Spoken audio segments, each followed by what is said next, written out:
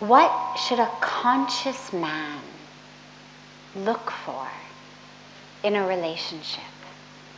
Well, the same thing a conscious woman should look for in a relationship, which is a conscious partner and an opportunity to expand one's consciousness through the relationship. Obviously, you don't need the partner to be conscious and awake on that level, but it makes it a lot easier. So frequently we have questions from people who are in relationships with someone who is not on a path of expanding their consciousness, not on a spiritual path. And it's doable, absolutely doable, but more difficult, more challenging. And so with this question, it seems like we are looking for a relationship. So as long as we are looking for a relationship rather than already in one, why not find a relationship that's going to give us as few challenges as possible? A relationship in and of itself is challenging.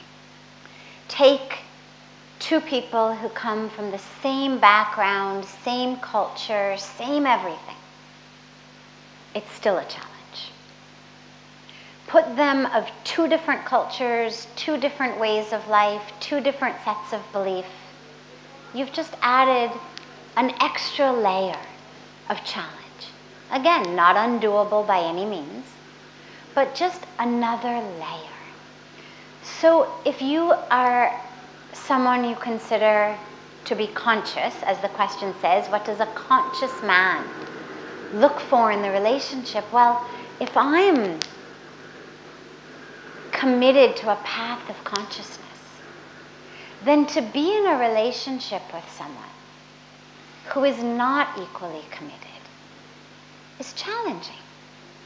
I want to focus on meditation, or I want to focus on seva. I want to talk about things that are spiritually connected.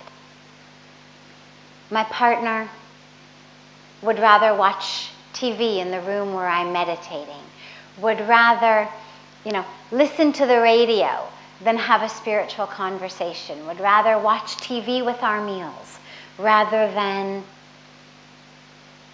discuss aspects of who we are. So, in an ideal situation, if we get to choose our relationships, we would look for someone who was also on a path of consciousness.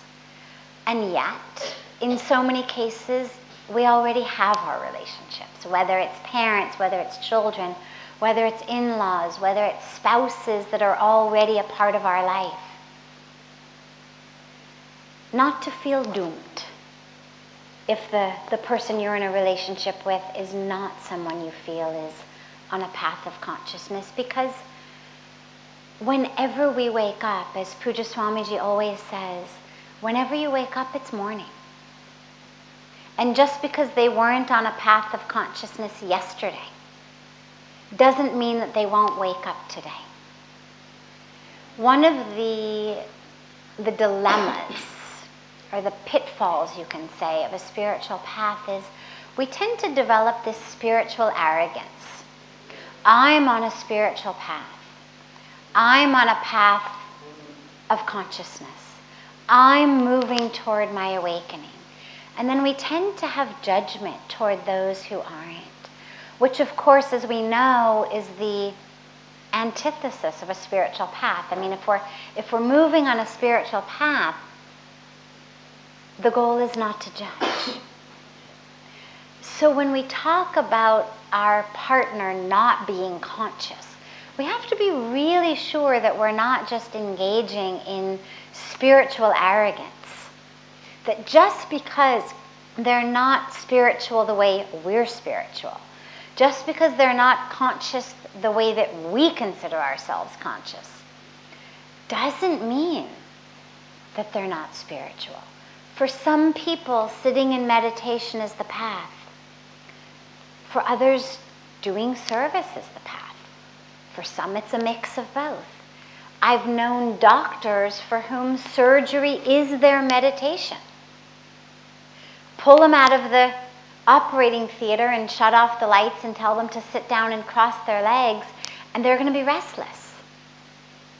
But in that operating theater, working, in so many cases for free, just to help people, doing free medical camps, saving people's lives. That's the time when you listen to them talk about it that they actually feel closest to God. No problem. God doesn't say, thou shalt only be close to me in a dark room with your legs crossed. I don't exist in operating theaters. I don't exist in gardens. I don't exist in schools. I don't exist in the light. The only light can be a little candle or an oil lamp. God never said that. So it's important for us when we are on a spiritual path not to allow that spiritual arrogance to come in, not to pass judgment on someone else and what their path is, because we never know what's going to lead to their awakening, what's going to lead to their opening.